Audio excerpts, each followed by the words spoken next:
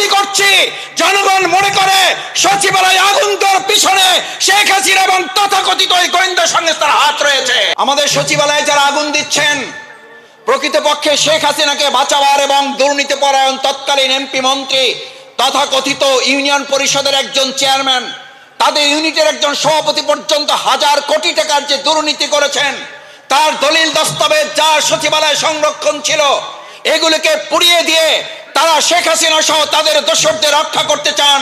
আগুন সন্ত্রাসী হিসাবে আপনি টেলিভিশনে বক্তৃতা করতেন, আর এদেশের 18 কোটি মানুষ জানতো ওই আগুন সন্ত্রাসের হোতা ছিল শেখ হাসিনা নিজে। এই আগুন সন্ত্রাসের মদতদাতা ছিল বাংলাদেশের বাইরের একটা গোয়েন্দা সংস্থা।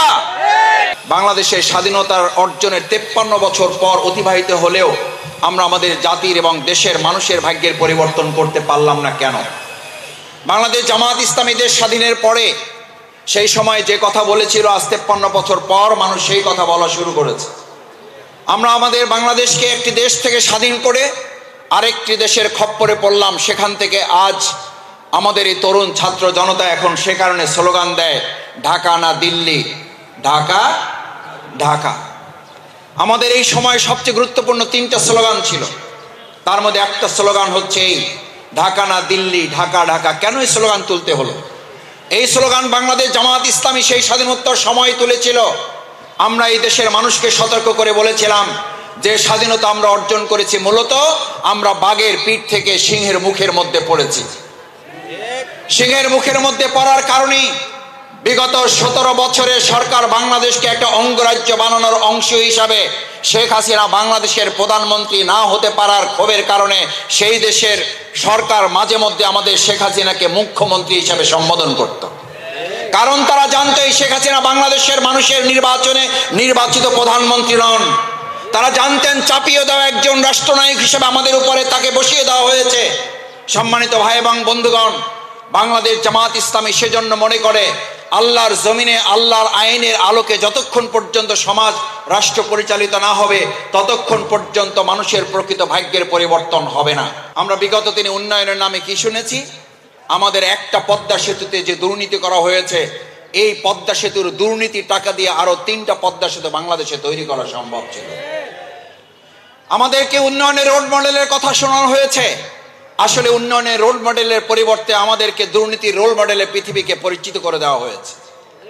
আমাদের সচিবালয়ে যারা আগুন দিচ্ছেন, প্রকৃতপক্ষে শেখ হাসিনাকে বাঁচাবার এবং দুর্নীতিপরায়ণ তৎকালীন এমপি মন্ত্রী, তথাকথিত ইউনিয়ন পরিষদের একজন চেয়ারম্যান, তাদের ইউনিটের একজন সভাপতি পর্যন্ত হাজার কোটি টাকার যে দুর্নীতি করেছেন, তার দলিল দস্তাবেজ যা সচিবালয়ে সংরক্ষণ ছিল, এগুলোকে পুড়িয়ে দিয়ে তারা শেখ হাসিনা সহ তাদের দোসরদের রক্ষা করতে চান। যেই দোসররা এই কাজে সম্পৃক্ত হয়েছেন, কান খুলে শুনে রাখুন, এই সমস্ত কাগজ পুড়িয়ে ফেললেও 18 কোটি মানুষের 2 চোখ আপনারা অন্ধ করতে পারবেন না। তাদের সাক্ষীর বিনিময়ে বিচার হবে, ফাঁসির কাস্তে তাদেরকে ঝোলাতে বাধ্য করা হবে।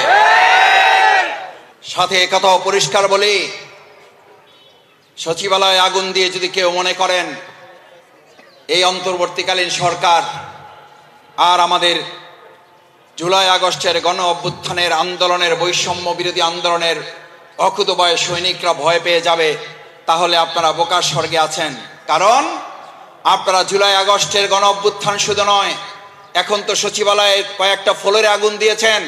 বিগত 17 বছর আপনারা পেট্রোল ঢেলে ঢেলে বিভিন্ন বাসগুলোতে আগুন জ্বালিয়ে আমাদের ভাইদের, যাত্রীদের, বোনদের পুড়িয়ে দিয়ে বিরোধী দলের নামে মিথ্যা মামলা সাজিয়ে আমাদেরকে দমন করতে পারেন না। আপনারা আমাদেরকে আগুন দিয়ে দমন করতে পারবেন না। আগুন সন্ত্রাসী হিসাবে আপনি টেলিভিশনে বক্তৃতা করতেন, আর এদেশের 18 কোটি মানুষ জানতো ওই আগুন সন্ত্রাসের হোতা ছিল শেখ হাসিনা নিজে। এই আগুন সন্ত্রাসের মদতদাতা ছিল বাংলাদেশের বাইরের একটা গোয়েন্দা সংস্থা। এখনো আমরা দাবি করছি, জনগণ মনে করে সচিবালয়ে আগুন দেওয়ার পিছনে শেখ হাসিনা এবং তথাকথিত ওই গোয়েন্দা সংস্থার হাত রয়েছে।